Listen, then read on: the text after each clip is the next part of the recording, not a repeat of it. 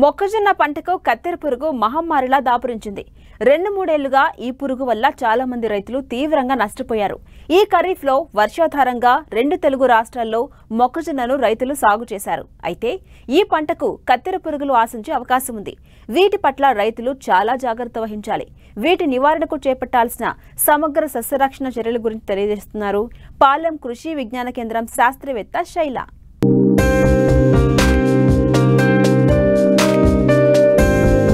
వాణిజ్య పంటల్లో మొక్కజొన్న కూడా ఒకటిగా మారింది.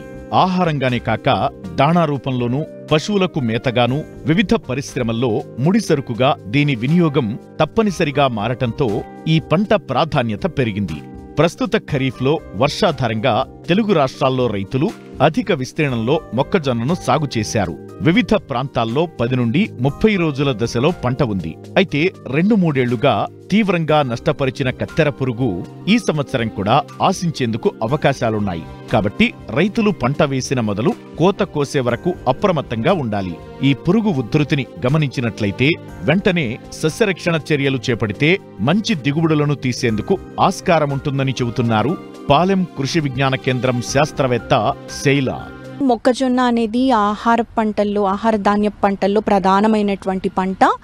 ప్రస్తుతము నాగర్ కర్నూలు జిల్లాలో ఇది 15 నుంచి 20 రోజుల దశలో ఉంది. అయితే మొక్కజొన్నలో గమనించేటువంటి ప్రధాన సమస్య చూసుకున్నట్లయితే అది కత్తెర పురుగు. అయితే ఈ కత్తెర పురుగు యొక్క గురించి మనం కొంచెం చూసుకున్నట్లయితే తల్లి పురుగులు, రెక్కల పురుగులు సుమారుగా 1500 నుంచి 2000 గుడ్లను గుంపులుగా పెడుతుంది.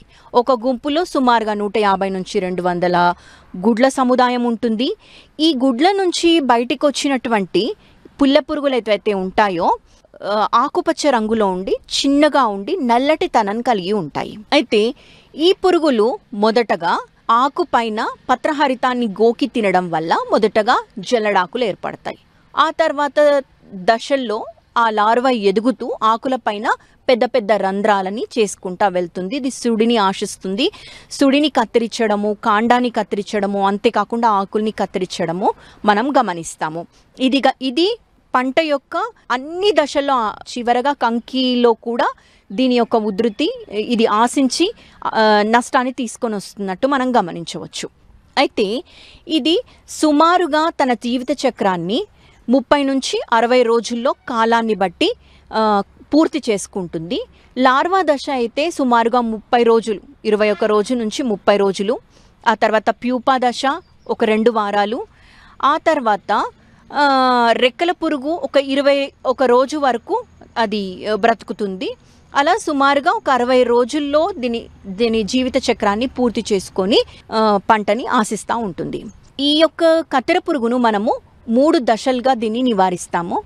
మొదటగా పంట 30 రోజుల దశలో, ఆ తర్వాత 30 నుంచి 60 రోజులు, ఆ తర్వాత 60 నుంచి ఇక చివరి వరకు మనము వివిధ దశల్లో మనము ఈ యాజమాన్య పద్ధతుల్ని చేపట్టాలి.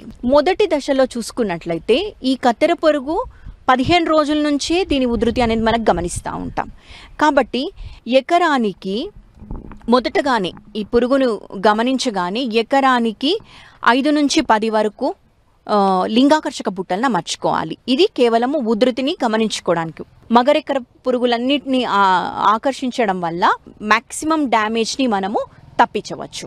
ఇక అంతేకాకుండా ఈ గుడ్ల సముదాయాన్ని పంట మొదటి దశలోనే ఈ గుడ్ల సముదాయాన్ని చిన్న చిన్న లార్వాలని గమనించిన వెంటనే వేప నూనె 5% అంటే అజాడిరక్టిన్ 1500 ppmని పిచికారీ చేసుకున్నట్లయితే గుడ్లు పొదగకుండా చేస్తాయి. ఒకవేళ పొదిగినా అవి సరిగ్గా ఎదగవన్నమాట. ఇలా మనం కొంతవరకు దీన్ని నివారించవచ్చు. ఇక ఆ తర్వాత ఉధృతిని బట్టి మనము సుడుల్లో ముఖ్యంగా ఈ లార్వా అనేది, ఈ పిల్ల పురుగు అనేది మొక్క యొక్క సుడుల్లో ఎక్కువగా గమనిస్తూ ఉంటాం. కాబట్టి గమనించిన వెంటనే ఎమామెక్టిన్ బెంజోయేట్ 0.4 గ్రాములు, లేదు అనంటే స్పైనోసాడ్ 0.3 మిల్లీలీటర్లు, లేదంటే కొరాజిన్ క్లోరాంట్రనిలీప్రోల్ 0.3 మిల్లీలీటర్లు, లేదంటే స్పైనటోరము 0.9 మిల్లీలీటర్లు చూసుకొని ఉధృతిని బట్టి మార్చి పిచికారీ చేసుకోవాలి. ఇక ఈ కత్తెర పురుగు లద్దె పురుగు జాతికి సంబంధించింది కాబట్టి ఈ లద్దె పురుగులకు విషపు ఎరలు, ముఖ్యంగా ఎదిగినటువంటి లార్వాలకు ఇవి బాగా పనిచేస్తాయి.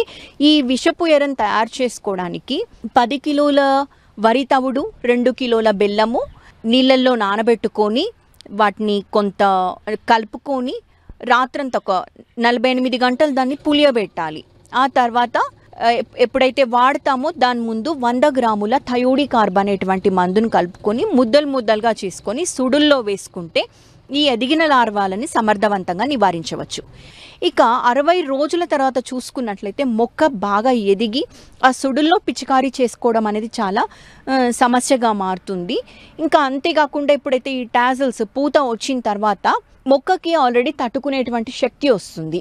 మనం మొదటి 60 రోజుల్లోనే సమర్థవంతంగా ఈ కత్తెర పురుగుని కనుక నివారించుకున్నట్లయితే రైతు సోదరులు మంచి దిగుబడులను సాధించేటువంటి అవకాశం ఉంది.